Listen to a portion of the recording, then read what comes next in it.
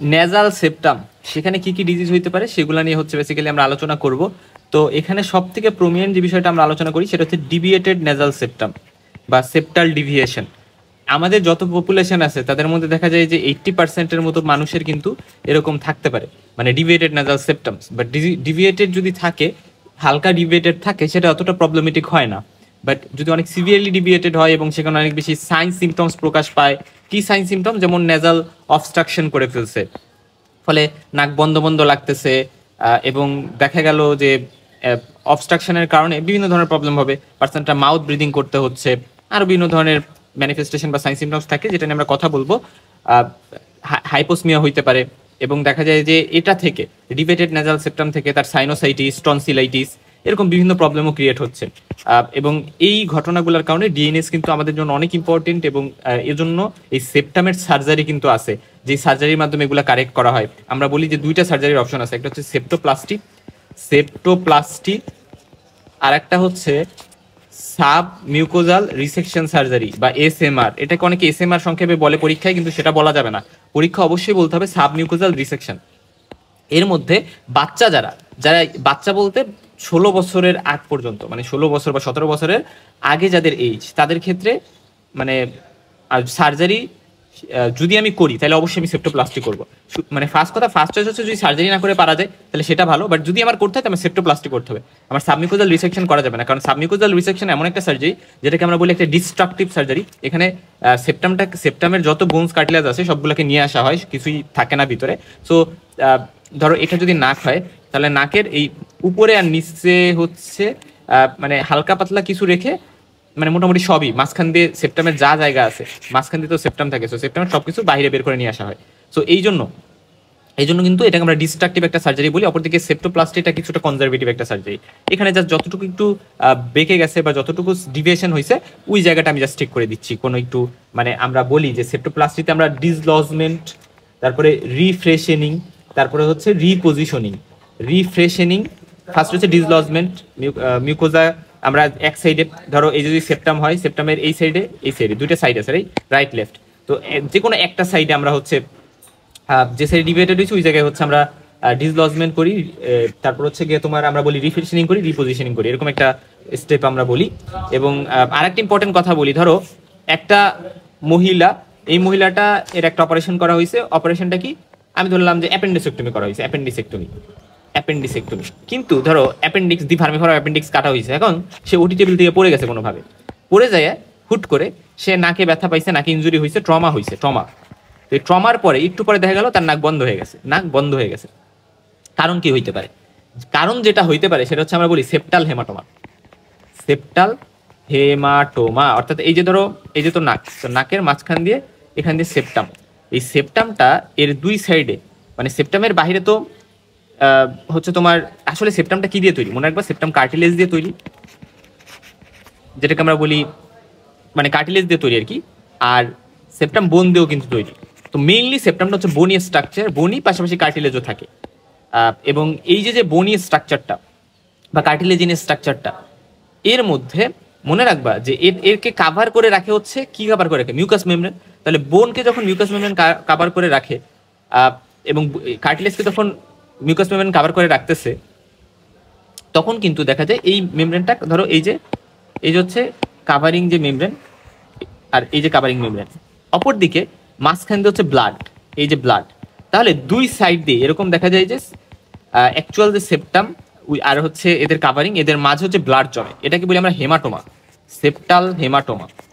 এবং এই septal haematoma মোটামুটি একটা ইমার্জেন্সি টাইপের বিষয়, যে আমার অবশ্যই কিন্তু এটা ম্যানেজ করতে হবে দ্রুত।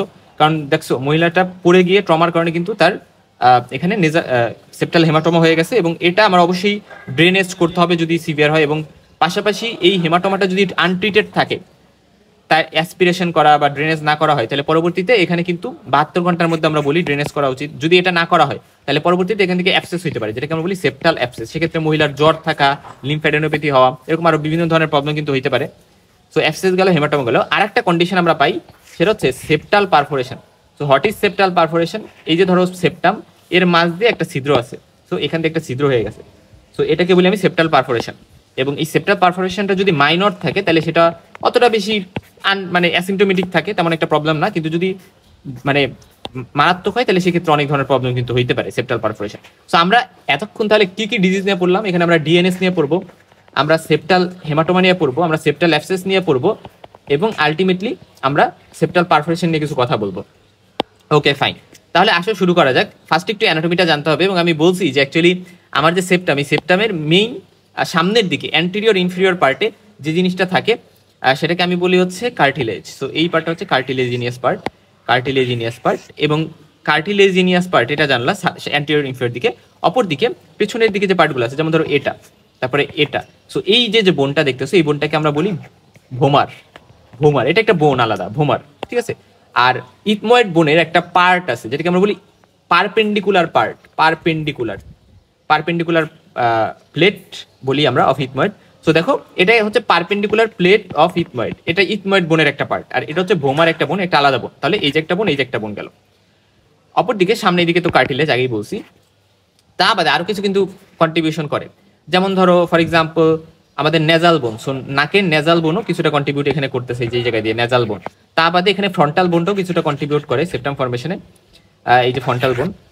আর তা বাদে হচ্ছে আমরা বলি যে দেখো হরাইজন্টাল প্লেট অফ প্যালাটাইন বোন, সো প্যালাটাইন বোনের হরাইজন্টাল প্লেটটা এখান থেকে কিছুটা কন্ট্রিবিউট করতেছে। এ বাদে আমরা বলি যে স্ফেনয়েডের রস্ট্রাম এখানে আছে কিছুটা রোল প্লে করতে, তাহলে স্ফেনয়েডের রস্ট্রাম, তাহলে এইগুলো সব মিলে রোল প্লে করতেছে। মেইনলি আমরা ভোমার, তারপর পারপেন্ডিকুলার প্লেট অফ ইথময়েড এবং এই যে কার্টিলেজগুলোর কথা আমরা মনে রাখতেছি, এবং মেইনলি বনি আমরা বলি সেপ্টাম প্রপার যেটা। আর এখানে আরেকটা একটা কথা বলি যে দেখো কার্টিলেজিনাসের মধ্যে এই যে পার্টটা, এই যে পার্টটা এটাকে আমি বলি, এই যে পার্টটা আছে অন্য কালার দিয়ে দেখে, এই যে পার্টটা এটাকে আমি বলি মেমব্রেনাস সেপ্টাম, মানে মেমব্রেনাস সেপ্টাম। কেন মেমব্রেনাস সেপ্টাম বলি? কারণ যদি তুমি নাকের মধ্যে হাত দাও দেখবা যে সেপ্টাম তো মানে নাকের মাঝখান দিয়ে যেটা, রাইট, দুই ছিদ্রর মাঝখান বরাবর যে একটা মানে একটু শক্ত শক্ত যেটা মনে হচ্ছে, বাট শক্ত শক্ত হইলেও সামনের দিকে কিন্তু মনে হচ্ছে দুই সাইডের স্কিনটা লেগে আছে, সামনের দিকে কিন্তু কোনো কার্টিলেজ বা কোনো বোন কিছুই নেই। তো এই জায়গাটাতে যেহেতু কার্টিলেজ বোন কিছুই নেই, এটাকে আমরা বলি মেমব্রেনাস সেপ্টাম, ঠিক আছে। এবং এই যে সো এই জায়গাটা মেমব্রেনাস সেপ্টাম, জাস্ট স্কিন দুই পাশের স্কিন একে অপরের সাথে মিলিত হয়েছে। আর এই যে জায়গাটা, এই যে জায়গাটা, এই জায়গাটাকে আমরা বলি হচ্ছে কলুমেলার সেপ্টাম, কলুমেলার সেপ্টাম। এটা এলার কার্টিলেজ দ্বারা ফরমেশন হয়, এলার কার্টিলেজ, রাইট। সো এলার কার্টিলেজ, এই কথাটা ইম্পর্টেন্ট। এলার কার্টিলেজ ল্যাটারাল ক্রুরা, মিডিয়াল ক্রুরা থাকে। তো এর মধ্যে আমরা বলি যে মিডিয়াল যে ক্রুরা সেটা হচ্ছে এই যে মিডিয়াল যে ক্রুরা সেটা মেইনলি এই যে দুই সাইডের স্কিন এভাবে মিলিত হয়ে পরবর্তীতে হচ্ছে আমরা বলি যে এরকম সেপ্টাম মানে কলুমুলার সেপ্টামটা হচ্ছে এই পার্টটা, এবং পরবর্তীতে ভিতর দিকে কিন্তু মেমব্রেনাস সেপ্টাম আছে, এবং আলটিমেটলি এই জায়গাটা হচ্ছে কার্টিলেজ। আচ্ছা, এবং এই কার্টিলেজ আমরা আসলে যদিও এটা মেইনলি বনি, বাট কার্টিলেজ পোর্শনটা অনেক ইম্পর্টেন্ট আমাদের জন্য। কারণ কার্টিলেজ পোর্শনটা এই কারণে ইম্পর্টেন্ট, কারণ এখানে যদি দেখা যায় কার্টিলেজের কোনো ঝামেলা হয়েছে, কার্টিলেজটা মানে ঝামেলা হইলে ওইখান থেকে কিন্তু আমরা বলি যে স্যাডেল নোজ হইতে পারে, স্যাডেল নোজ নামে একটা কন্ডিশন আছে, ডিপ্রেশন হয়ে গেছে নোজটা। আমি দেখাবো পরবর্তীতে সবকিছুই, জাস্ট এরকম পার্টসগুলো একটু জানলা। এখন আসো যে এবং এই যে কার্টিলেজটা এটা দেখো একটা কোয়াড্রিল্যাটারাল শেপের টাইপের, রাইট। দেখো আমি যদি শেপটা একটু দেখাই, যে এই যে কোয়াড্রিল্যাটারাল, একটা কোয়াড্রিল্যাটারাল শেপ, একটা চতুর্ভুজাকার টাইপের। এবং মেইনলি কার্টিলেজটা আমাদের lower 2/3 of the external nose. আমি যদি এক্সটার্নাল নোজটা দেখি, আমাদের লোয়ার 2/3 কিন্তু মোটামুটি কার্টিলেজিনিয়াস পার্টটা থাকে, এবং এটাতে যদি ড্যামেজ হয় তাহলে স্যাডেলিং অফ নোজ হইতে পারে, মানে ভিতরের দিকে নোজটা ঢুকে যাওয়া। আচ্ছা, এখন আসলে ডিভিয়েটেড নেজাল সেপ্টাম নিয়ে কথা বলি। দেখো এই বাচ্চার নাকটা একদিকে ডিভিয়েটেড হয়ে গেছে নেজাল সেপ্টামের কারণে, মনে হচ্ছে যে আচ্ছা এটা সেন্ট্রালি থাকার কথা ছিল, সেটা নাই। এবং এটা অনেক কারণে হইতে পারে। ডিভিয়েটেড নেজাল সেপ্টামের মেইন যে কারণটা সেটা আমরা বলি ট্রমার কারণে হইতে পারে, যে কোনো একটা ট্রমা, সেটা হইতে পারে বার্ড ট্রমা হইতে পারে। বার্ড ট্রমা বলতে ডেলিভারির টাইমে ধরো বার্থ ক্যানেল দিয়ে বের হওয়ার সময় হয়তো বা বাচ্চাটা নাকে ইঞ্জুরি হয়েছে, এবং সেখানে নোসের কম্প্রেশনের কারণে এখানে মাইক্রোফ্র্যাকচার হয়ে পরবর্তীতে এটা ডিএনএস হয়ে গেছে। বা ফোর্সেপস ডেলিভারিতে যখন টানা হয় একটা ইনস্ট্রুমেন্ট দিয়ে, ইনস্ট্রুমেন্টাল ডেলিভারি আমরা বলি, সেটার টাইমেও হইতে পারে। আর ডেভেলপমেন্টাল ইরর হইতে পারে, যে বেস অফ দ্য স্কাল বা প্যালেট এগুলো ঠিক করে ডেভেলপ হয়নি, এবং এটা হচ্ছে পরবর্তীতে কম্প্রেশন হয়ে ডিএনএস হয়েছে। এক্সটার্নাল ট্রমা হইতে পারে। এবং আমরা বলি যে আসলে নেজাল অবস্ট্রাকশন একটা সিমটম। এখন অবস্ট্রাকশনটা কিভাবে হবে নাকের মধ্যে, এটার বিভিন্ন টাইপ আমরা বলি। যে একটা অবস্ট্রাকশন হইতে পারে এরকম সি শেপড, ঠিক আছে, সি শেপড একটা অবস্ট্রাকশন, এবং এই অবস্ট্রাকশনটা হইতে পারে এখানে দেখা যায় যে এরকম একটা অবস্ট্রাকশন। আর আরেকটা দেখো এই শেপ দেখছো, সো এটা হচ্ছে এস শেপের একটা অবস্ট্রাকশন, এটা বাইল্যাটারাল, অর্থাৎ নাকের দুই সাইডকে অবস্ট্রাক্ট করবে, যেহেতু এটা এস শেপড আর অপরদিকে এটা এরকম শেপ, সো এটা এক সাইডকে অবস্ট্রাক্ট করে, এক সাইডকে মোটামুটি অবস্ট্রাক্ট করে, ইউনিল্যাটারাল। আর আরেকটা হচ্ছে প্যারাডক্সিক্যাল, আচ্ছা, প্যারাডক্সিক্যাল বলতে যেটা বোঝানো হয়েছে, আমি একটা কথা বলি। ধরো এই যে নাক, এখন নাকের মধ্যে এই বেসিক কথাটা সবসময় মনে রাখবা। ধরো সেপ্টাম যেটা, এটা এইভাবে থাকার কথা ছিল, কিন্তু এভাবে তো নাই, এরা হচ্ছে ধরো এভাবে আছে। আচ্ছা, যদি আবার দেখি এভাবে আছে। এখন এভাবে যখন আছে, দেখো নাকের যে এই সাইডটা একেবারে কম জায়গা, সো ন্যারো হয়ে গেছে, মানে কিছুটা অবস্ট্রাকশন টাইপের হয়ে গেছে একেবারে। আর এই সাইডে অনেক জায়গা আছে। বাট মনে রাখবা, যখনই এরকম একটা কন্ডিশন হয় যে ইনফিরিয়র টার্বিনেট এখানে থাকে, আমরা জানি ইনফিরিয়র টার্বিনেট, তো এই যে ইনফিরিয়র টার্বিনেটটা, এটা যখন এরকম অনেক বেশি জায়গা পায়, তখন এটা কি করে, এটা হচ্ছে অনেক বেশি বড় হয়ে যায়। তো এটাকে বলি আমরা হাইপারট্রফি। সো কি বললাম, ইনফিরিয়র টার্বিনেট হাইপারট্রফি, বা এটাকে এইচআইটি বলি, হাইপারট্রফি অফ ইনফিরিয়র টার্বিনেট। এবং হাইপারট্রফি ইনফিরিয়র টার্বিনেটটাকে আমরা বলি কম্পেনসেটরি হাইপারট্রফি। যেহেতু মানে এই জায়গাটাতে হচ্ছে জায়গা কমে গেছে, সো এরা চায় যে আমিও জায়গা কমাবো। সো এরা ইনফিরিয়র টার্বিনেটটা বড় হয়ে হচ্ছে জায়গাটা কমায় এটাকে, এবং দেখা যায় যে এই সাইডেও দেখা গেল, ফলে একটা অবস্ট্রাকশন কিন্তু আরো বেশি হয়ে যাচ্ছে। সো এই জিনিসটা ইম্পর্টেন্ট, এটাকে আমরা বলি প্যারাডক্সিক্যাল ইনফিরিয়র টার্বিনেট হাইপারট্রফি। আচ্ছা, বাট ডিএনএস কিন্তু কখনো আমাদের টার্বিনেটে অ্যাট্রফি করে না, আমরা দেখলাম হাইপারট্রফি করে। অ্যাট্রফি মানে তাকে একেবারে ছোট করে দেওয়া, শ্রিঙ্কেজ করে দেওয়া। এবং আমরা জানি যে ডিএনএস এর ফলে রিকারেন্ট সাইনোসাইটিস হতে পারে, কারণ ডিএনএস হইলে এটা কি করে, ল্যাটারাল ওয়াল অফ নোস এটাকে কম্প্রেস করতে পারে, ফলে সাইনাসগুলো ড্রেন করতে পারবে না। কারণ সাইনাসগুলো ড্রেন করে কই, মিডল মিয়াটাস বা হচ্ছে সুপেরিয়র মিয়াটাস, এই সকল জায়গা দিয়ে ড্রেনেজ করে। তো ওই জায়গাটা কিন্তু ড্রেনেজ করতে পারবে না, ল্যাটারাল ওয়াল অফ নোসে এগুলা থাকে, এই মিয়াটাস টার্বিনেট এগুলা, ফলে সাইনোসাইটিস হবে। তবে একটা কথা বলি, এসফেনয়েড যে সাইনাস ছিল সেটা ড্রেন করে কই, সেটা কিন্তু আমার এই মানে এই টার্বিনেট গুলা বা মিয়েটাস গুলাতে ড্রেন করে না, এটা ড্রেন করেছে এসফেনো ইথমোইডাল রিসেস নামে একটা জায়গাতে, যেটা রুফ অফ দ্য নোজ বা উপরের দিকে অবস্থিত। এই জন্য এসফেনয়েড সাইনাসের ড্রেনেজে কোনো সমস্যা হবে না, বা ওইটা সাইনোসাইটিস হবে না। রিকারেন্ট অটাইটিস মিডিয়া এখানে হইতে পারে, অটাইটিস মিডিয়া, ঠিক আছে, রিকারেন্ট অটাইটিস মিডিয়া এখানে হইতে পারে। অটাইটিস মিডিয়া কেন হবে, কারণ যেহেতু আসলে নেজাল অবস্ট্রাকশন আছে, এবং আলটিমেটলি আমরা জানি নাকের সাথে কানের একটা কিন্তু কানেকশন আছে। সো দেখা যায় যে আমাদের মিডল ইয়ার এটার যে প্রেশার, এবং বাহিরের আমাদের ইনভায়রনমেন্টের যে ইয়ার প্রেশার, এই দুটো কিন্তু সেম থাকতে হয় কাজ করতে হইলে, ইয়ারের কাজ করতে হইলে। ফলে এই প্রেশারটা মেনটেন করে কিভাবে, আমাদের নাক দিয়ে যখন ইয়ারটা যাবে, তখন সেটা আমাদের সেটাকে কিন্তু আমরা বলি ইওস্টেশন টিউবের থ্রুতে মিডল ইয়ারও যাবে। তো সেটার সহযোগিতায় দেখা যায় যে একটা সেম প্রেশার মেনটেনেন্স হয় এনভায়রনমেন্টের সাথে। বাট যখন এই মানে নেজাল অবস্ট্রাকশন হচ্ছে, তখন এই জিনিসটা মেনটেনেন্স হইতে পারতেছে না, ফলে ওয়াটাইটিস মিডিয়াও কিন্তু রিকারেন্ট হইতে পারে, এবং স্মেল ঠিকঠাক করে পাবে না। ফলে মানে ইয়ারটা অলফ্যাক্টরি মিউকাসেতে ঠিক করে ট্রান্সমিশন হইতে পারবে না, ফলে ঘ্রাণও কম পাবে, এবং আলটিমেটলি রিকারেন্ট এপিস্টেক্সিস হইতে পারে, মানে নেজাল ব্লিডিং হইতে পারে, ইন্টারনাল নেজাল ব্লিডিং। আর আরেকটা কন্ডিশন একটু বলি, যে অনেক সময় যেটা হয় যে সেপ্টামটা এভাবে আসতেছিল, আচ্ছা এখানে দেখে এভাবে আসতেছিল, আইসা এই যে এরকম একটু একটা প্রজেকশনের মতো হয়ে গেছে, বা শার্প একটা ডেভিয়েশন হয়েছে সেপ্টামের, এই যে এই জায়গাটা লক্ষ্য করো, এই জায়গাটা হুট করে একটা ডেভিয়েশন হইলো। এই যে একটু চোখার মতো হইলো, এই চোখা জায়গাটা একটা দেখা যায় একটা বোনের মতো হয়ে যায়, বা একটা আমরা বলি যে এই জায়গায় একটা বোন মনে হয়, এরকম একটু চোখা হয়ে যায়। তো এটাকে আমরা সেপ্টাল স্পার বলি, এবং এটা শার্প ডেভিয়েশন অফ সেপ্টাম।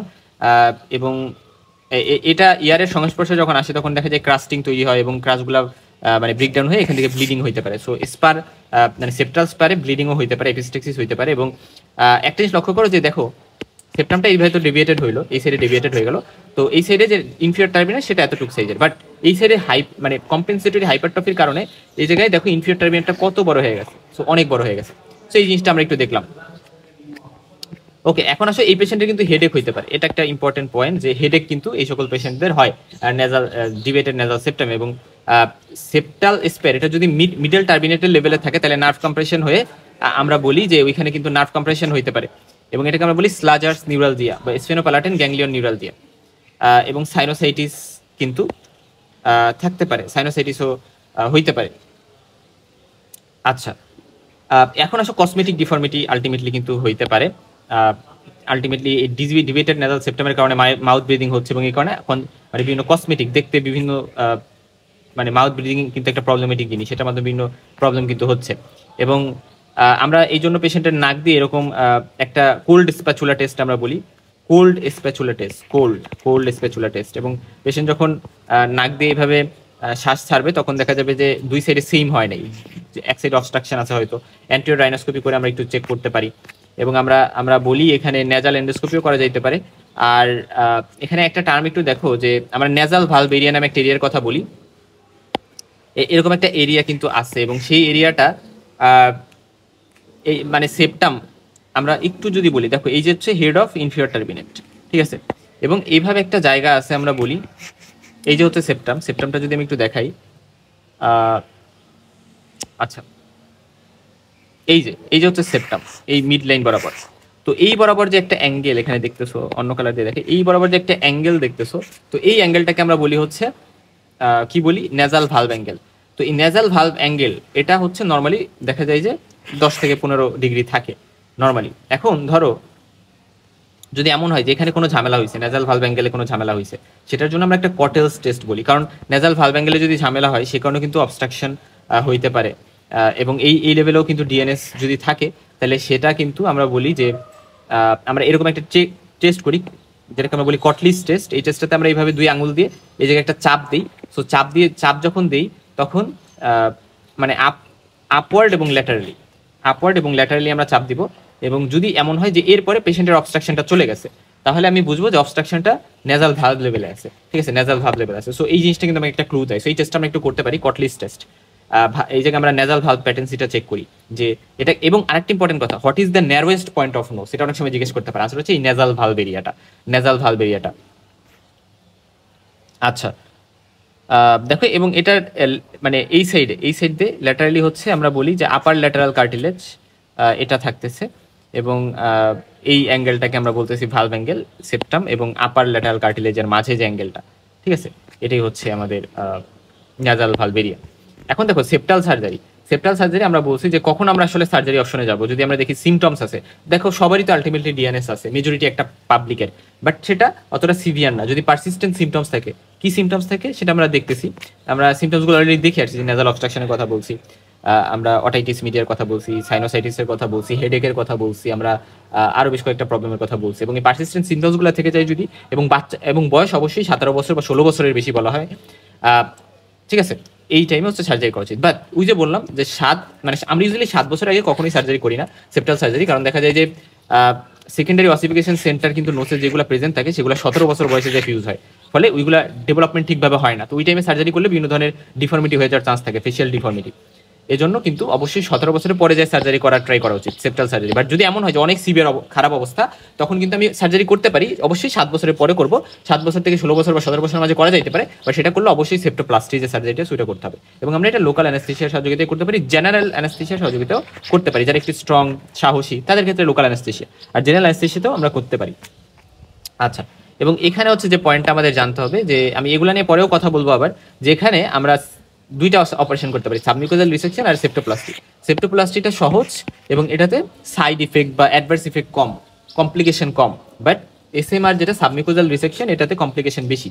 এখানে যে ইনসিশনটা দেওয়া হয় সেটা হচ্ছে কিলিয়ান, মনে রাখবা, যেহেতু এটা কমপ্লিকেশন বেশি, তো এটা যে ইনসিশন সেটার নাম হচ্ছে কিলিয়ান, মানে কিল করে ফেলবে, কিলিয়ান ইনসিশন। এবং এটা আমরা লোয়ার বর্ডার অফ সেপ্টামের দেখা যায় 1 সেন্টিমিটার উপরে দেই। আর আমরা সেপ্টোপ্লাস্টিতে যেটা দিই সেটাকে বলি ফ্রেডস ইনসিশন, এটাকে আমি বলি হেমি ট্রান্সফিক্সন ইনসিশন। হাউএভার লক্ষ্য করো, এবং আমরা কর্ডাল বর্ডার বা নিচের দিকে আমরা ইনসিশনটা দিচ্ছি, এই যে এই ইনসিশনটা একটু নিচের দিকে। তাহলে এসএমআর হচ্ছে, দেখো এসএমআর আমরা যে কাজটা করি সাবমিউকোজাল রিসেকশনে, আমরা ফার্স্ট একটা ইনসিশন দিই। সো আমরা সেপ্টামে একটা ইনসিশন দিব, তবে মনে রাখবা সেপ্টামের এই যে একটা সেপ্টামের 2 সাইডে আমার ইনসিশন দিতে হবে, 2 সাইডে আমি ইনসিশন দিব। এবং ইনসিশন দিয়ে আমি মিউকোপেরিকন্ড্রিয়াল ফ্লাপস, মিউকোপেরিকন্ড্রিয়াম মানে আমাদের যে মিউকাস মেমব্রেন আছে, পেরিকন্ড্রিয়াম বা আমরা বলি মানে কার্টিলেজের উপরে, সেটাকে আমরা রেজ করে দিব। মানে ধরো এই যে হচ্ছে সেপ্টাম, এখান থেকে আমি যে মিউকাস মেমব্রেনটা আছে সেটা 2 সাইডেরটাই তুলে নিব, ঠিক আছে, মিউকাস মেমব্রেনগুলো সরাই নিছি, ফলে এখন এখানে শুধু বোনস কার্টিলেজ যেগুলো আছে। এবং আমরা কি করলাম, মেইনলি এখানে কার্টিলেজগুলো যেগুলো আছে সেগুলো রিমুভ করে দিলাম, কার্টিলেজ বোনস এগুলো আমরা রিমুভ করে দিলাম। এবং এরপরে আমরা কি করলাম, দেখো এগুলো রিমুভ করে দিছি, এবং এরপরে আমি এই যেগুলো তুলছিলাম এগুলো আবার পরে এখানে ধরো মিশিয়ে দিছি। তাহলে এই যে ঘটনাটা ঘটলাম এটা হচ্ছে সাবমিউকোজাল রিসেকশন, এবং এটা দেখা যায় যে কমপ্লিকেশন বেশি হয়, স্যাডেলিং অফ নোজ হওয়ার চান্স থাকে এখানে, এবং এটা লেস প্রিফার্ড, তেমন একটা প্রিফার করা হয় না। আর ইনসিশন এখানে এখানে তো আমি একটা ইনসিশন দিব। দেখো এখানে কেন এটাকে আমরা ইনসিশনকে ফ্রেডস ইনসিশন বলি, কারণ এখানে যে আমরা এখানে ধরো এই যে সেপ্টাম, তো সেপ্টামের এসএমআর আমরা 2 সাইডেই যে পেরিকন্ডিয়াল ফ্লাপ সেগুলো উঠাই ফেলছিলাম, অর্থাৎ আমার বোনস কার্টিলেজকে কভার করে যে মিউকাস মেমব্রেনটা থাকে সেপ্টামে সেগুলোকে আমরা তুলে ফেলি, এভাবে তুলে ফেলি। তো তুলে যখন ফেলি দুই সাইডেরটা তুলছিলাম এসএমআর এর ক্ষেত্রে, বাট এই সাইডে শুধুমাত্র যেই সাইড অবস্ট্রাকশন বা যেই দিকে ডিভিয়েটেড, মানে যেই দিকে ডিভিয়েটেড আর কি, আমরা শুধু ওই সাইডেরটা হচ্ছে তুলবো। ওই সাইডেরটা তুলে আমি পরবর্তীতে শুধুমাত্র ধরো সাপোজলি সেপ্টামটা আমি ধরলাম এইভাবে একটু ডিভিয়েটেড আছে, তো আমি ফার্স্টে এই সাইডের যে মিউকাস মেমব্রেনটা আছে এটা তুলে দিলাম, ফ্লাপ উঠাই দিলাম, উঠাই দিয়ে আমি এই জায়গাটাকে কি করবো একটু রিপেয়ার করবো, জাস্ট যেই জায়গাটাতে একটু ডিভিয়েট আছে ওই জায়গাটা আমি একটু কাজ করে আমি এটাকে সোজা করে দিলাম, অথবা আমি একটা ধাক্কা দিয়ে সোজা করে দিলাম। তো সোজা করে দিয়ে আবার আমি মিউকাস ফ্লাপটাকে এখানে নিয়ে আসলাম। তাহলে এই যে প্রসিজারটা এটা হচ্ছে সেপ্টোপ্লাস্টি সহজ একটা প্রসিজার, এবং এখানে এই যে আমি মানে মিউকোপেরিকন্ডিয়াল ফ্লাপটাকে উপরে উঠাচ্ছি এই জন্য আমি একটা এলিভেটর ইউজ করি যেটার নাম ফ্রেডস এলিভেটর, এবং এটার নামে হচ্ছে ইনস্টিটিউটের নাম হচ্ছে ফ্রেডস এলিভেটর। সো এটার সহযোগিতা আমরা এটা করি, শুধুমাত্র ডেভিয়েটেড পার্টটা রিমুভ করা হয় এবং এটা লেস, আমরা এটাতে তেমন একটা কমপ্লিকেশন হয় না এবং এটা মোর প্রিফার্ড একটা সার্জারি, এটা প্রিফার করা হয়। এসএমআরও করা যেতে পারে, এটা সার্জনের ইচ্ছের উপর বা তার মানে তার, কারণ প্রত্যেকটা পেশেন্টের ক্ষেত্রে এক একটা জিনিস ইউনিক হইতে পারে, সো সে যেটা মনে করবে ওইটা। এখন দেখো আমরা সেপ্টাল হেমাটোমা নিয়ে কথা বলবো। আমি আগেই বলছিলাম যে সেপ্টাল হেমাটোমা মানে ধরো কোনো একটা ট্রমার কারণে এই নাকের এখানে সেপ্টাম, তো সেপ্টামের এই দুই সাইড দিয়ে এখান দিয়ে হচ্ছে ফুলে ফুলে আছে, এই ফুলে ফুলে আছে কেন ফুলে ফুলে আছে, কারণ দুই সাইডে ব্লাড জমছে, তো সেপ্টামের দুই সাইড দিয়ে এখানে ব্লাড জমছে, সেপ্টামের যে অ্যাকচুয়ালি বোনস কার্টিলেজ আছে এবং হচ্ছে মিউকাস মেমব্রেন আছে এদের মাঝখান দিয়ে সেপ্টাল হেমাটোমা, এবং এগুলা জমছে, তো জমার ফলে এগুলা আবার কি করতে হবে, দেখো জমার ফলে এখানে কি ঘটনা ঘটতে পারে। সো এই যে হচ্ছে সেপ্টাম, তো সেপ্টামের এই সাইডে এই যে ব্লাড জমছে, ব্লাড এইভাবে জমছে, জানছে ব্লাড জমছে, তো এর ফলে দেখো আমার এই যে মিউকোপেরিকন্ড্রিয়াম আমরা বলি বা মিউকোপেরিওস্টিয়াম যেগুলো বোনস বা কার্টিলেজ সেপ্টামের এগুলাকে কাভার করে রাখে, তো এই যে ধরো সেপ্টাল বোন কার্টিলেজ এগুলা, এখন এখানে হচ্ছে আমার মিউকোপেরিকন্ড্রিয়াম, তো দেখো মিউকোপেরিকন্ড্রিয়াম আর সেপ্টাল যে কার্টিলেজ বা বোনস এগুলো, মিউকোপেরিওস্টিয়াম হচ্ছে বোনসকে কভার করে রেখে, মিউকোপেরিকন্ড্রিয়াম হচ্ছে কার্টিলেজকে কভার করে রেখে সেপ্টামের। তো দেখো এগুলা যখন বোনস কার্টিলেজের সাথে লেগে থাকবে তখন, যখন বোনস কার্টিলেজের সাথে লেগে থাকবে তখন কিন্তু বোনস কার্টিলেজ হচ্ছে নিউট্রিশন পাবে, বাট এদের মাঝে যখন একটা স্পেস হয়ে যাচ্ছে এবং সেই স্পেসে হচ্ছে ব্লাড জমা থাকতেছে, মানে ব্লাড কালেক্টেড হয়েছে, হেমাটোমা হয়েছে, তখন কিন্তু বলতেছি যে এইগুলা আর নিউট্রিশন দিতে পারতেছে না আমার বোনস কার্টিলেজকে। তো যখন নিউট্রিশন দিতে পারতেছে না, ফলে এখানে কিন্তু পেরিকন্ডিয়ামটা যেহেতু রেস্ট হয়ে যাচ্ছে, কারণ মাঝে ব্লাড জমছে, ফলে এখানে ব্লাড সাপ্লাইটা বা আমরা বলি নিউট্রিশনটা ইম্পেয়ার্ড হয় বোনস কার্টিলেজ এই সকল জায়গায়, ফলে ওই জায়গায় নেক্রোসিস হবে এবং নোস কিন্তু স্যাডেলিং হয়ে যেতে পারে বা নোসের পারফোরেশন পর্যন্ত হয়ে যেতে পারে। তো এই জিনিসগুলো আমরা একটু জানলাম। ওকে ফাইন, এখন ম্যানেজমেন্ট হচ্ছে ইনসিশন ড্রেনেজ করে আমরা হচ্ছে এই যে এখানে যে রক্তগুলো জমছে বা যে জিনিসগুলো জমছে সেগুলো আমরা বের করে দিব, ইনসিশন ড্রেনেজ, এবং এটা 72 ঘন্টার মধ্যে করতে হয়। এবং আমি পাশাপাশি খুব ইম্পর্টেন্ট, আমি কিন্তু হেমাটোমার ক্ষেত্রে সেপ্টাল হেমাটোমার ক্ষেত্রে নেজাল প্যাকিংও দিয়ে দিব, নেজাল প্যাকিং আমরা দিয়ে দিই, এবং যাতে রিকারেন্স না হয় হেমাটোমাটা যাতে রিকারেন্স না হয় একটা নেজাল প্যাকিং দিই। এবং যে সাইডে আমি ইনসিশন দিছি, ধরো আমি হচ্ছে ইনসিশন ড্রেনেজ করতেছি, নেজাল প্যাকিং কিন্তু ইউজুয়ালি তার অপোজিট সাইডে দেওয়া হয় ফার্স্টে, এরকম একটা বিষয় আছে। হাউএভার তো দেখো কমপ্লিকেশন কি কি হইতে পারে, যেহেতু আমাদের এই জায়গায় ডেঞ্জার এরিয়া অফ ফেসটা ইনভলভ করে এই জায়গাটা, সেই জন্য আমরা কিন্তু বলি যে এখানে ভেইন কিন্তু ক্যাভার্নাস সাইনাসের সাথে কমিউনিকেট করে, এই জন্য পরবর্তীতে সেপ্টাল হেমাটোমা থেকে সেপ্টাল অ্যাবসেস তো হইতে পারে, স্যাডেলিং অফ নোজ হইতে পারে, সেপ্টাল পারফোরেশন হয়ে যেতে পারে। পারফোরেশন মানে কি, দেখো যে নাকের সেপ্টামের মধ্যে দিয়ে একটা ছিদ্র হয়ে আছে, এখান থেকে একটা ছিদ্র হয়ে আছে, সো দুই সাইডে কমিউনিকেশন বিল্ড আপ হয়েছে। আচ্ছা, সেপ্টাল পারফোরেশন নিয়ে কয়েকটা কথা বলি, যে এটাও ট্রমার কারণেই মেইনলি হয়, এবং ইনফেকশন যেমন সেপ্টাল অ্যাবসেস থেকে এটা হইতে পারে।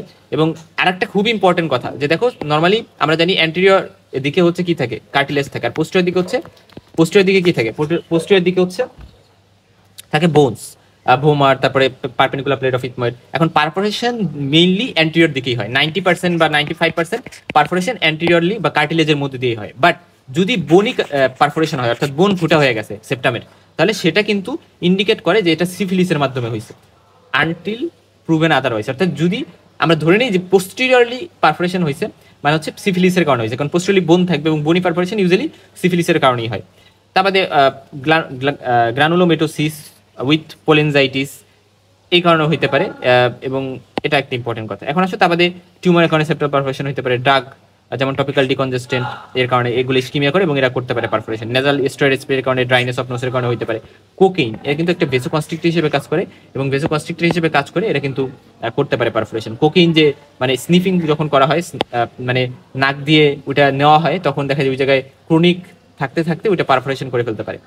এবং নেজাল মায়াসিস মানে কি, নাকের মধ্যে যখন মাছি ডিম পারছে, ডিম্পের ওখানে লার্ভা হয়েছে, সো ওইগুলোও কিন্তু পারফোরেশন করতে পারে, সো নেজাল মায়াসিস আমরা বলি। এবং যদি নাকে ভাবে ম্যাগটস হয়, সেটা ম্যানেজমেন্ট কি আসলে আমরা বলি যে ক্রাইসোমিয়া ফ্লাই বা এই যে মাছি, এগুলো ম্যানেজমেন্টের জন্য আমরা ফার্স্টে টার্পেন্টাইল অয়েল দিব, আমরা একটা একটা খুঁটে করে বের করবো এরকম না লার্ভাগুলা, আমরা ফার্স্টে টার্পেন্টাইল অয়েল দিব এবং এর ফলে ম্যাগটসগুলো বাহিরে আসবে এবং এরপরে হচ্ছে আমি ক্লোরোফর্ম ওয়াটার দিতে পারি, এরা লার্ভাগুলোকে মেরে ফেলবে এবং এরপরে ন্যাজাল ডুশিং, অর্থাৎ এরপরে হচ্ছে আমি এগুলো করার পরে আমি আলটিমেটলি ক্লিন করবো। কিভাবে ক্লিন করবো? একটা সিরিঞ্জের মধ্যে নর্মাল স্যালাইন ঢুকায়া তারপরে আমি হচ্ছে নাকের মধ্যে উঠে দিয়ে পরবর্তীতে নাকে ওয়াশ করবো, ডুশিং বলি আমরা এটাকে।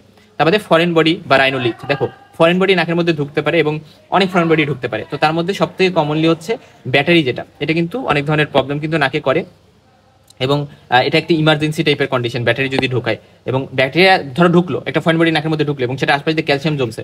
তো ক্যালসিয়াম যদি জমে তাহলে সেটাকে আমরা বলি যে ক্যালসিয়াম ডিপোজিশন হইলে, তো লং স্ট্যান্ডিং অবস্থায় যখন একটা ফরেন বডি থাকতেছে এবং তার আশেপাশে ক্যালসিয়াম জমা হচ্ছে, তাহলে সেই কন্ডিশনটাকে আমরা বলি রাইনোলিথ। তাহলে রাইনোলিথ যে কন্ডিশনটা, এটা কিন্তু হইতে পারে। এবং ফরেন বডি যখন বাচ্চাদের নাকে ঢুকছে তখন মোস্ট কমন যে ক্লিনিক্যাল একটা ফিচার আমরা বলি, ইউনিল্যাটারাল সাইডে ফাউল স্মেলিং একটা নেজাল ডিসচার্জ থাকে।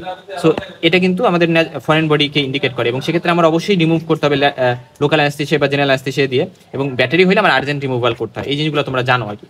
হাউএভার এখন আসো আমরা যে কথাগুলো পড়ছি আমাদের পড়া মোটামুটি শেষ, মানে কি শেষ আমাদের এই যে টপিকটা। বাট তারপর আমরা একটু রিভিউ করি যে দেখো সেপ্টাম হচ্ছে মিডিয়াল ওয়াল অফ নোজ, এটাকে আমরা বলি যে সেপ্টাম যেটা থাকে, right, medial wall of nose. এখন আচ্ছা তার আগে একটা কথা বলে, সেই যে আমি সেপ্টাল হেমাটোমা বললাম, সেপ্টাল অ্যাবসেস বললাম, তো মনে রাখবা সেপ্টাল যে হেমাটোমা এটার একটা নেচার আছে। হেমাটোমাগুলো ইউজুয়ালি ডার্ক হয়, পার্পলিশ, মানে এগুলো তো একটা সোয়েলিং টাইপের, পার্পলিশ, ডার্ক, স্মুথ, ফ্লাকচুয়েন্ট, এই কথাগুলো লিখে রাখো। ফ্লাকচুয়েন্ট তাহলে কি বললাম? ডার্ক, পার্পলিশ, স্মুথ হয় এবং ফ্লাকচুয়েশন করে, মানে টিপ দিলে এক হাত দিয়ে ফিল করা যায়, এবং পেইনলেস, এগুলো কিন্তু পেইনলেস, কোনো পেইন থাকে না। অপরদিকে অ্যাবসেস যেটা সেপ্টাল অ্যাবসেস, সেটা ধরো ট্রিটমেন্ট হলো না, অ্যাবসেস হয়ে গেল, তখন কিন্তু সেটা দেখা যাবে ওখানে পেইন হয় অনেক। অ্যাবসেস হলে পেইন থাকবে, থ্রবিং পেইন থাকবে এবং এখানে সোয়েলিংটা একটু ডাউই, আমরা আঠা দিয়ে ডো তৈরি করি না, ওই ডাউই একটা সফট সোয়েলিং হবে এবং এখানে পেইনও থাকে, আমি যেটা বললাম, পাশাপাশি থ্রবিং পেইন থাকে এবং দেখা যায় ফিভারও থাকতে পারে পেশেন্টের, লিম্ফেডেনোপ্যাথি থাকতে পারে, সেই ফিচারগুলো থাকতে পারে। আচ্ছা তাহলে ডিএনএস মানে কি সেটা আমরা জানলাম, এবং একটু ট্রমার কারণে, ডিএনএস মেইনলি ট্রমার কারণে হয়, তারপরে কিছু ডেভেলপমেন্টাল ডিফর্মিটিস এর কারণে হইতে পারে, যেমন ধরো যাদের ক্লেফট প্যালেট আছে বা প্যালেটে ডিফর্মিটি আছে, হাই আর্চিং প্যালেট, বা হচ্ছে যাদের প্যালাটাল ইনকম্পিটেন্স আছে তাদের ক্ষেত্রে এটা হইতে পারে। বাট মোস্ট কমনলি ডিএনএস কেন হয়? ট্রমার কারণে।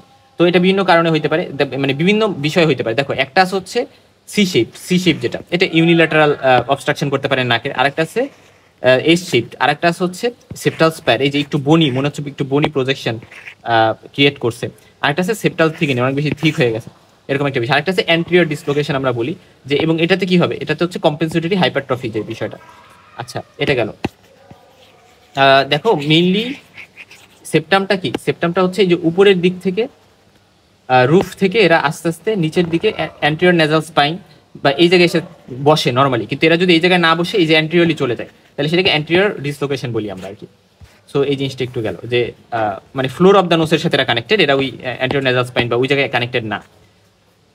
এবং যখন আমরা সি শেপ বলি, কনকেভিটি থাকতেছে, এই যে এই সাইডে একটা কনকেভিটি, আর যখন এস শেপ তখন কনকেভিটিও আছে, কনভেক্সিটিও আছে, সেই জিনিসটা ইম্পর্টেন্ট। আর শার্প একটা বনি প্রজেকশন যখন, সেটাকে আমরা স্প্যার বলতেছি, স্প্যার, রাইট। আচ্ছা এখন ক্লিনিক্যাল ফিচার্স কি হইতে পারে? আসলে ডিএনএস এর নেজাল অবস্ট্রাকশন হইতে পারে, হেডেক হইতে পারে, সাইনোসাইটিস, এপিস্টেক্সিস, হাইপোসমিয়া বা অ্যানোসমিয়া, এক্সটার্নাল ডিফর্মিটি হইতে পারে, যে এক্সটার্নালি ডিফর্মিটি আমরা দেখতেছি এক্সটার্নাল নোজ বা আশপাশ, এবং মিডল ইয়ার ইনফেকশন হইতে পারে, অটাইটিস মিডিয়া হইতে পারে রিকারেন্ট। এবং ডিএনএস এর সাথে যখন সিমটমসগুলো থাকে এবং আমি মেডিকেল ম্যানেজমেন্ট করে সিমটমসগুলো রিলিফ করতে পারতেছি না, তখন অবশ্যই আমার সার্জারি করতে হবে। এবং আমরা ট্রিটমেন্টে বলি যে, আচ্ছা এখন একটা কথা আমি বলি যে, আমরা ওই সার্জারির কথা বললাম না, যে আমরা এখানে সেপ্টোপ্লাস্টি করতে পারি, এসএমআর বা সাবমিউকোজাল রিসেকশন করতে পারি। এখন কোন অপারেশনটা করব? এটা অ্যানাটমিক্যাল একটা ডিস্ট্রিবিউশন আছে। আমরা বলি আমরা ফ্রন্টাল স্পাইন থেকে অ্যান্টেরিয়র নেজাল স্পাইন, বা এটাকে ম্যাক্সিলারি স্পাইনও বলা হয়, মানে ম্যাক্সিলার ওই রিজনে একটা মানে স্পাইন থাকে। তাহলে দেখো এইখান থেকে এইখানে আমি একটা লাইন টানলাম, ইমাজিনারি একটা লাইন।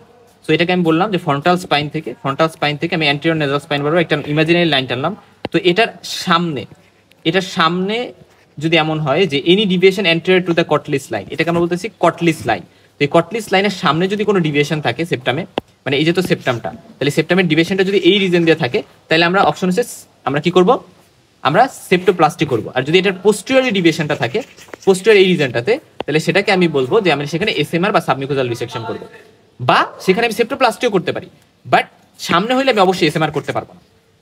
এবং বেশি প্রেফার্ড হচ্ছে সেপ্টোপ্লাস্টি, এবং সেপ্টোপ্লাস্টি ইজি এবং চিলড্রেনদেরও করা যায়। এরকম একটা অবস্থা আমরা বলি। এবং কটলিস লাইনটা নিয়ে আমি কথা বলছি, কটলিস টেস্ট নিয়ে আমি কথা বলছি, যে ইন্টারনাল নাজাল ভালভ যেটা, এটা আমরা জানি যে এটা ন্যারোয়েস্ট পোর্শন অফ নাজাল ক্যাভিটি। এবং এটা আমরা জানি এই যে এই রিজনটাকে বলতেছি আমরা, এই দেখো এই যে সেপ্টাম এবং দেখো নাকের এই যে রিজনটা, এটাকে আমরা বলতেছি নাজাল ভালভ। ওকে, এবং এদিকে হচ্ছে ল্যাটারাল কার্টিলেজ, আমরা বলতেছি lower border of upper lateral cartilage. আচ্ছা, এটা 10 থেকে 15 ডিগ্রি থাকে নর্মালি। আচ্ছা, এখন দেখো যে এইভাবে একটা 2 আঙুল দিয়ে আমি টেস্ট করি, আপওয়ার্ডস এবং ল্যাটারালি এভাবে টেনে নিই, এবং নেওয়ার পরে আমরা দেখবো যে যদি অবস্ট্রাকশন থাকে, ধরো এই সাইড অবস্ট্রাকশন আছে, এইভাবে আমি টান দিলাম আপওয়ার্ডস অ্যান্ড ল্যাটারালি 2 আঙুল দিয়ে, তাহলে দেখা যাবে অবস্ট্রাকশনটা চলে যাবে। তার মানে এই যে অবস্ট্রাকশনটা হয়েছিল এটা হচ্ছে এই যে নেজাল ভালভ এই লেভেলটাতে হচ্ছে, বা ন্যারোয়েস্ট পোর্শন অফ নোসে হচ্ছে উই বরাবর হচ্ছে ডিএনএসটা ইনভলভ। আচ্ছা, তো এটা গেল। এখন আসো যে আমরা সাবমিউকোজাল রিসেকশন আর সেপ্টোপ্লাস্টির ডিফারেন্সটা যদি বলি, আমরা ফার্স্টে একটা ইনসিশন দেওয়ার পরে সেই ইনসিশনের মাধ্যমে বোথ সাইডে দেখো আমি মিউকোজাটাকে উপরে ফ্লাপ করে নিছি। এরপরে আমি মাঝখানের এই যে বোনস কার্টিলেজ, এই যে মাঝখানের যে বোনস কার্টিলেজ, এগুলোকে আমি সরাই ফেলছি, শুধুমাত্র এই 2 প্রান্তে কিছু রাইখা বাকি সব আমি সরাই ফেলছি, কারণ নাককে তো সাপোর্ট দেওয়া লাগবে, সেটা মেনটেন করতে হবে। তারপরে আমি এই যে মিউকোজা মানে আমরা ফ্লাপগুলো যে করছিলাম, বা আমরা বলি যে উপরের মিউকাস মেমব্রেনগুলোকে আবার আমরা একত্রিত করে দিলাম, তো এটাকে আমরা বলি যে রিপোজিশন করে দিলাম। তাহলে এটা হচ্ছে সাবমিউকোজাল রিসেকশন। মাঝখানে দেখো সব কিছু যেগুলো ছিল, মানে মাঝখানে এই যে বোনস কার্টিলেজগুলো ছিল, এগুলো সবগুলো কেটে মানে নিয়ে আসছি, বাট এখানে শুধুমাত্র যে জায়গাটা ডিভিয়েটেড, এটা আমি ঠিক করে সোজা করে দিছি, আর বাকি মিউকোজাল ফ্লাপ এক সাইডে আমি হচ্ছে সরাইছি, এবং যে সাইডে ডিভিয়েটেড আছে সেই সাইডের মিউকোজাল ফ্লাপটাই আমি জাস্ট সরাইছি। সো এইভাবে আমি অপারেশনটা করতেছি সেপ্টোপ্লাস্টি। এটা ইজি এবং এটা কনজারভেটিভ, বাট এটা রেডিক্যাল, এটা একটা ডিস্ট্রাকটিভ সার্জারি।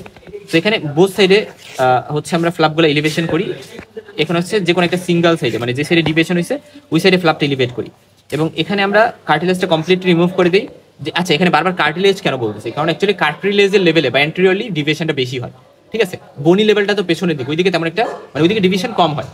আচ্ছা, এবং ডিভিয়েটেড পোর্শনটা এখানে জাস্ট রিমুভ করি। এখানে আমরা বলি যে কর্ডাল বা অ্যান্টেরিয়র ডিসলোকেশন এখানে হচ্ছে যদি থাকে, তাহলে আমরা কি করব, আমরা তখন সেপ্টোপ্লাস্টি করব। আর সেপ্টাল পারফোরেশন যদি থাকে, মানে সেপ্টাল পারফোরেশনের রিস্ক বা বেশি কমপ্লিকেশন থাকে, আমরা জানি হচ্ছে সাবমিউকোজাল রিসেকশন বা এসএমআর সার্জারিতে, বাট এখানে কমপ্লিকেশনের চান্স কম, সো সব কিছু লেস হবে। বাট রিভিশন সার্জারি এখানে একটা খুব ইম্পর্টেন্ট কথা, যাদের আমি একবার এসএমআর করবো তাদের আমি সেকেন্ড কোনো সার্জারি আর সেখানে করতে পারবো না বললেই চলে। সো রিভিশন সার্জারি বা সেকেন্ড কোনো একটা সার্জারি ওখানে যদি করা লাগে, সেটা আমি এখানে করতে পারবো না, বাট এখানে স্মুথলি করা যাবে। সেপ্টাল হেমাটোমা নিয়ে আমি অলরেডি অনেক কথা বলে আসছি, এবং এখানে কার্টিলেজ এবং ওভারলাইং যে মিউকোজা থাকে সেগুলোর মাঝে, আর প্রত্যেকবার এই যে এখানে কিন্তু বোনও আসতে পারে। আচ্ছা, বোনকে যে মিউকোজা কভার করে রাখে সেটার নাম হচ্ছে মিউকো পেরিওস্টিয়াম, আর কার্টিলেজকে যে মিউকোজা কভার করে রাখে মিউকো পেরিকন্ডিয়াম। তো আমরা কার্টিলেজ এবং মিউকো পেরিকন্ডিয়াম যে কভার করে আছে, এটা নিয়ে বেশি কথা বলতেছি কেন, কারণ অ্যান্টেরিয়রলি যেহেতু সেপ্টামের কার্টিলেজ থাকে এবং উই বরাবরই বেশি ডিএনএস হয়, পেছনের দিকে তেমন একটা ডিএনএস হয় না। আচ্ছা, এবং ট্রমার কারণে মেইনলি সেপ্টাল হেমাটোমা হইতে পারে, এবং এখানে বাইলেটারালি অবস্ট্রাকশন হয়, হইলে বাইলেটারালি হয়, এবং ব্রিজ অফ দ্য নোসে কিছুটা পেইন থাকতে পারে, কোনো ফিভার থাকে না। বাট যদি এমন হয় যে হেডেক আছে, ফিভার আছে, লিম্ফাডেনোপ্যাথি আছে, তাহলে আমার সেপ্টাল অ্যাবসেসের কথা চিন্তা করতে হবে। এবং এগুলো নাই, তাহলে সেপ্টাল হেমাটোমা, এবং হেমাটোমা যদি ইনফেক্টেড হয় সেপ্টাল অ্যাবসেস হইতে পারে। এবং সেক্ষেত্রে দেখো এই যে 2 সাইডে এরকম আমরা সোয়েলিং পাইছি সেপ্টামের 2 সাইডে, এবং দেখো এই যে নাকের মাঝখানে এই যে 2 সাইডে কিন্তু 2 সাইডে যে ফুলে আছে, রাইট, এবং এখানে একটা ফুলে আছে 2 সাইডে, এবং এখানে পিঙ্কিশ ব্লু সোয়েলিং পাচ্ছ। এগুলা ফ্লাকচুয়েন্ট হয়, এগুলা আমরা বলছি স্মুথ হয়, পেইনলেস হয় ইউজুয়ালি। পেইন আমরা পাইতে পারি ব্রিজ অফ দ্য নোসে। ট্রিটমেন্টে যদি স্মল হয় আমরা অ্যাসপিরেশন করবো, আর যদি লার্জ হয় তাহলে ইনসিশন ড্রেনেজ করে দিব, আর একটা মানে নেজাল প্যাকিং দিয়ে দিব ড্রেনেজের পরে, যাতে রিঅ্যাকুমুলেশন না হয়, রিকারেন্ট না হয়। বাট সেপ্টাল অ্যাবসেসের ক্ষেত্রে দেখো কোনো একটা সেপ্টাল হেমাটোমা, সেটা থেকে কমপ্লিকেশন হয়ে সেপ্টাল অ্যাবসেস হইতে পারে, বা নেজাল ইনফেকশন হইলো তারপরে সেটার কারণে হইতে পারে।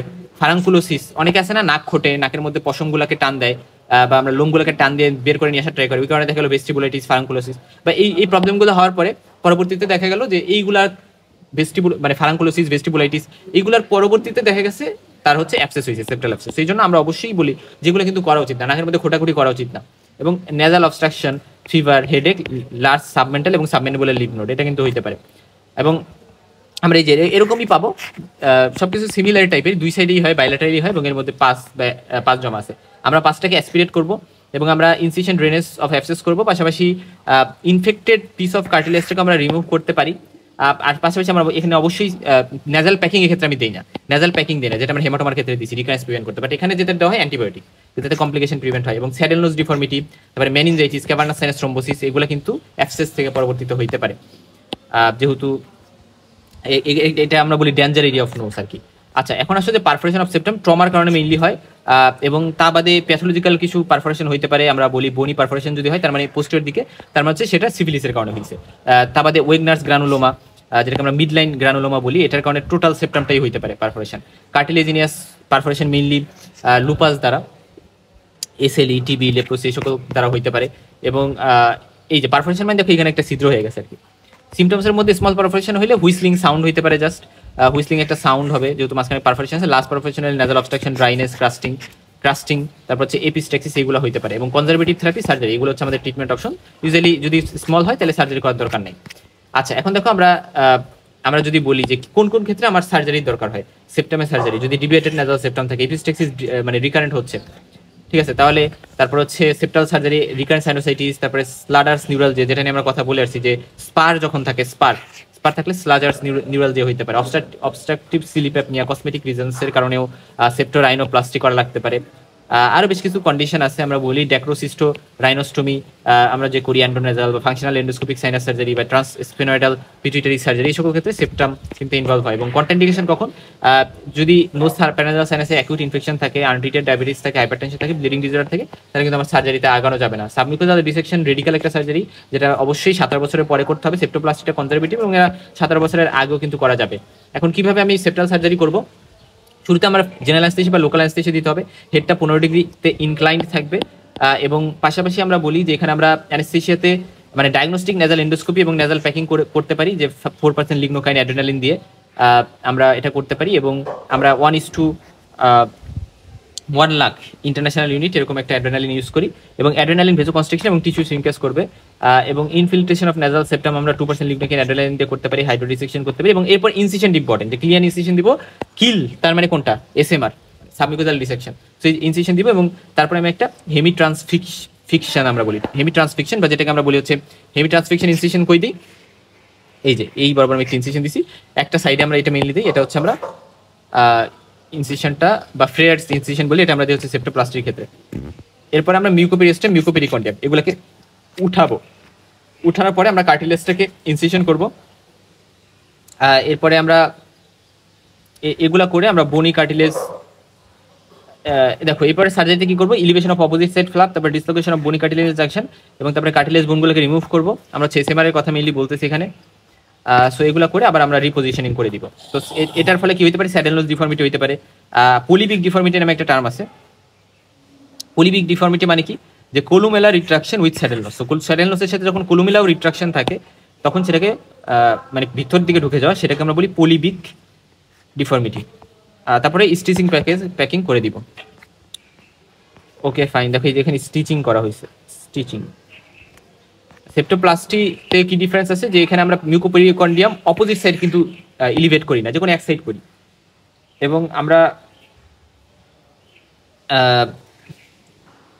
এখানে আমরা কি করি, যে দেখো এখানে আমরা ইলিভেট অপোজিট সাইড মিউকোপেরিওস্টিয়াল ফ্ল্যাগ এবং সেপ্টাল ডিভিয়েশন কারেকশনের ক্ষেত্রে দেখো আমরা এখানে ক্রস, এখানে এই কথাটা ইম্পর্টেন্ট, যেখানে আমরা কি ইনসিশন দিই, ক্রস হ্যাচিং, এই যে এরকম এরকম এরকম এরকম এরকম একটা ক্রস হ্যাচিং ইনসিশন এখানে ইউজ করা হয়, কোথায়, সেপ্টোপ্লাস্টিতে।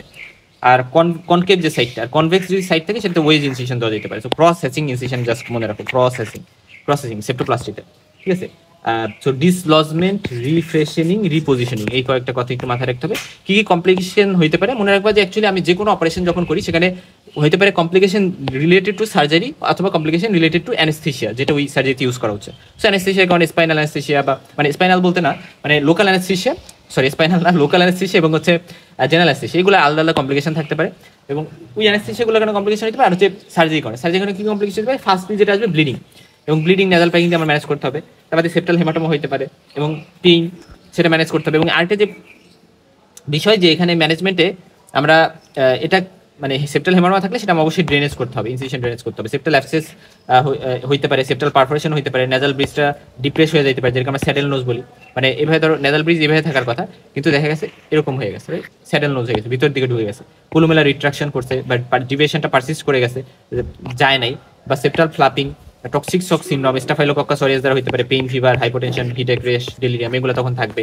সো এগুলো নিয়ে আমরা কথা বললাম। এখন আসলে আমরা একটু রিভিউ করবো আমরা এতক্ষণ যা পড়লাম, যে নেজাল সেপ্টামে vomer, perpendicular plate of ethmoid এগুলো মেজর কন্ট্রিবিউশন করে। কার্টিলেজিনিয়াস পার্টে সেপ্টাল কার্টিলেজ বা কোয়াড্রিল্যাটারাল কার্টিলেজ, এবং এটা একটা স্কোয়ার শেপ কার্টিলেজ, এটা আমরা জানি। এবং মিডিয়াল ওয়াল বলি অ্যাকচুয়ালি আমরা সেপ্টামটাকে। এবং যদি বোথ বনি এবং কার্টিলেজিয়াস পার্ট হতে পারে, দুইটাই হইতে পারে ডিভিয়েশন, অথবা যে কোনো একটা হইতে পারে। আননোন ইটিওলজি বা ইডিওপ্যাথিকও কিন্তু একটা কারণ আছে ডিএনএস এর, এই জিনিসটা ইম্পর্টেন্ট, এটা আমার মাথায় রাখতে হবে। এবং তারপরে ট্রমা, নোন কজের মধ্যে ট্রমা আছে, তার মধ্যে ট্রেন বার্থ ইঞ্জুরি হইতে পারে, ফোর্সেপসের ডেলিভারি টাইমে হইতে পারে, স্পোর্টস ইঞ্জুরি হইতে পারে, রোড ট্রাফিক ইঞ্জুরির কারণে হইতে পারে, রেসেও দেখা যায় কিছু রেসে বেশি থাকতে পারে। এবং ফেশিয়াল ডেভেলপমেন্টে যদি হচ্ছে ফেশিয়াল ডেভেলপমেন্টের টাইমে ফেশিয়াল বোন দেখা গেল সিমালটেনিয়াসলি বাইলেটারালি এক্সপান্ড করে নাই, তখন হইতে পারে সার্জিক্যাল সার্জারি করতে যে আইট্রোজেনিক ভাবে এটা করা হয়েছে। বা নেজাল পলিপ অথবা কোনো সফট টিস্যু মাস নেজাল ক্যানেলে যদি লং টাইম ধরে থাকে, তাহলে তার ফলেও কিন্তু হইতে পারে, যেমন ইনভার্টেড প্যাপিলোমা বা ম্যালিগনেন্সি, লং স্ট্যান্ডিং অ্যান্টারোকর্নাল পলিপ, এই সকল কারণে হইতে পারে। কি কি সিমটমস থাকে পেশেন্টের? ইউনিল্যাটারাল বা বাইল্যাটারাল নেজাল অবস্ট্রাকশন থাকবে, রিপিটেড কোল্ড অ্যাটাক হইতে পারে, হাইপোসমিয়া, অ্যানোসমিয়া, নাকের ঘ্রাণ একেবারে চলে গেছে বা একেবারে কমে গেছে, আর হচ্ছে হেডেক হইতে পারে। দুই কারণে হইতে পারে, কারণ অনেকে দেখা যায় রাইনোসাইনোসাইটিসে ভোগে, এছাড়া প্রেশার ইফেক্ট এর জন্য কিন্তু ল্যাটারাল ওয়ালে হইতে পারে, স্পেশালি অ্যাডভান্স স্টেজে নেজাল স্নোরিং হইতে পারে। এবং ইউনিল্যাটারাল যদি সি শেপড হয় তাহলে ইউনিল্যাটারাল হয়, এবং এই ক্ষেত্রে হাইপোসমিয়া হয়। বাট যদি এস শেপড হয় বাইল্যাটারাল হবে, তাহলে মেইনলি বাইল্যাটারাল হয়, তখন দেখা যায় অ্যানোসমিয়া হইতে পারে। এবং ডিএনএস এর টাইপে সি শেপ, এস শেপ, তারপরে থিকেন নেজাল সেপ্টাম হইতে পারে, অ্যান্টেরিয়র ডিভিশন ডিসলোকেশন আছে, এই কথাটা মাথায় রাখবে। সেপ্টাল স্প্যান নামে একটা টার্ম আছে, এটাতে একটা কোনিক্যাল, মানে এই যে সেপ্টামটা হুট করে এরকম একটা কোনিক্যাল একটা প্রজেকশন করছে, এবং এটা নেজাল সেপ্টামের একটা পার্ট, এবং এটা মিলে কার্টিলেজিনাস এবং বনি পার্টের জাংশনে হয়।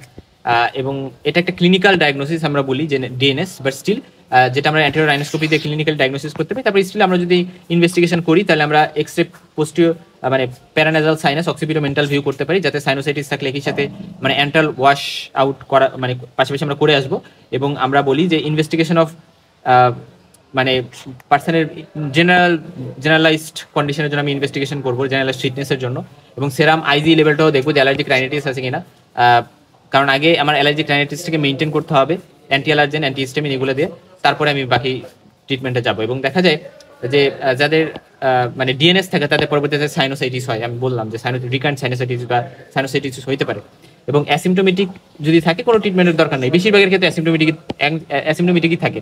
বাট সিমটোমেটিক হইলে আমার সার্জিক্যাল ইন্টারভেনশন করতে হবে ফার্স্টে, এসএমআর বা এসএমডি, বা আমরা বলি এখানে দেখো সেপ্টোপ্লাস্টি এবং এসএমআর এই দুটো নিয়ে আমরা মেইনলি কথা বলছি। তারপরে আরো বেশ কিছু অপশন কিন্তু আছে, আমরা বলি ইলেকট্রোকর্টারাইজেশন বা ইসিটি বা সাবমিউকোজাল ডায়াথার্মি, এগুলোও কিন্তু করা যেতে পারে।